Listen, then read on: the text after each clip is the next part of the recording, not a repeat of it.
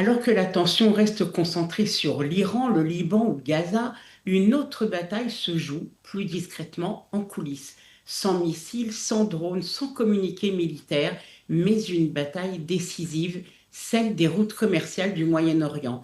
Au cœur de cette compétition, un nom encore peu connu du grand public, l'IMEC pour India, Middle East, Europe Corridor. Un corridor économique destiné à relier l'Inde à l'Europe en passant par les Émirats arabes unis, l'Arabie saoudite, la Jordanie, Israël, puis la Méditerranée. Lancé le 9 septembre 2023 en marge du sommet du G20 à New Delhi, l'IMEC avait été présenté comme l'un des grands projets de connectivité du 21e siècle. Mais quelques semaines plus tard, le 7 octobre et la guerre à Gaza ont brutalement freiné cet élan.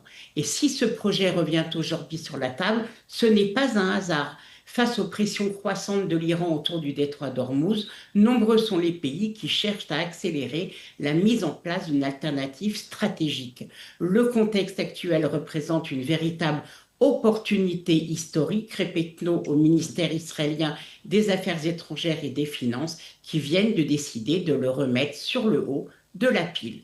L'objectif de l'IMEC est simple, réduire la dépendance aux routes maritimes les plus vulnérables. On le voit, le détroit d'Ormuz reste l'un des points les plus sensibles du commerce mondial. Bab el-Mandeb est fragilisé par les attaques des Houthis et on connaît aussi la vulnérabilité du canal de Suez en période de crise. Autrement dit, les grandes routes maritimes sont devenues des points de pression géopolitique. C'est précisément là que l'IMEC prend tout son sens. Concrètement, ce corridor fonctionnerait par tronçons. Tout d'abord, les marchandises partiraient d'Inde vers les Émirats arabes unis par voie maritime. Elles seraient ensuite acheminées par voie terrestre à travers le Golfe, l'Arabie saoudite et la Jordanie. De là, elles rejoindraient Israël, notamment par la région de Beit Shean, avant d'arriver au port de Haïfa. Et de là, direction l'Europe par la Méditerranée. Dans ce schéma, Israël ne serait pas seulement un pays de passage, il deviendrait un véritable hub régional au croisement des flux commerciaux venus d'Inde, du Golfe et d'Europe. Le port de Haïfa deviendrait quant à lui la porte de sortie méditerranéenne de ce corridor, le point où les marchandises venues d'Asie basculeraient vers les marchés européens.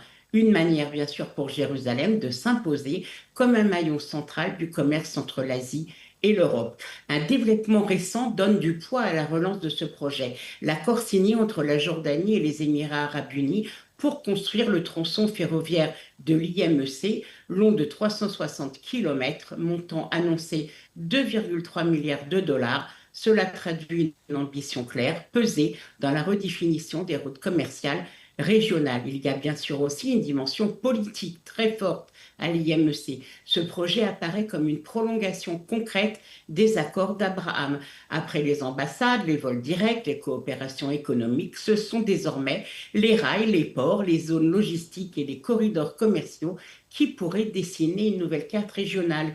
Une normalisation moins spectaculaire peut-être, mais potentiellement plus durable, car quand des économies deviennent interdépendantes, les relations changent de nature. Mais un obstacle majeur demeure, l'Arabie saoudite. Riyad est la pièce maîtresse du puzzle. Sans l'Arabie saoudite, située au cœur du tracé terrestre, le corridor ne peut pas devenir une route continue et resterait incomplet. Des discussions discrètes se poursuivent, mais pour l'heure, aucune solution politique n'a permis de lever toutes les réticences. Et puis, il y a la Turquie. Erdogan suit ce projet avec inquiétude et même avec irritation. On le dit très énervé, car pour Ankara, l'IMEC a un défaut majeur.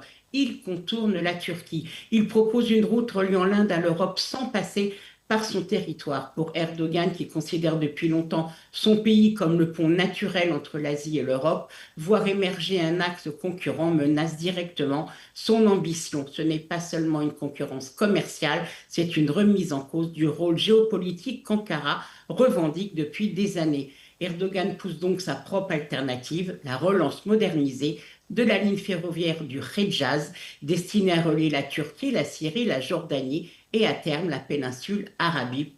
L'objectif est limpide, créer un corridor nord-sud avec la Turquie comme pivot. Alors derrière l'IMEC, c'est donc une véritable guerre des corridors qui se joue.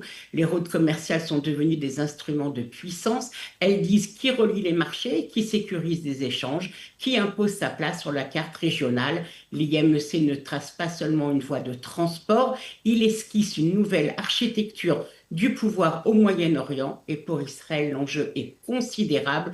Le pays ne serait plus seulement perçu comme une ligne de front au Moyen-Orient, mais comme un passage central entre l'Asie, le Golfe et l'Europe.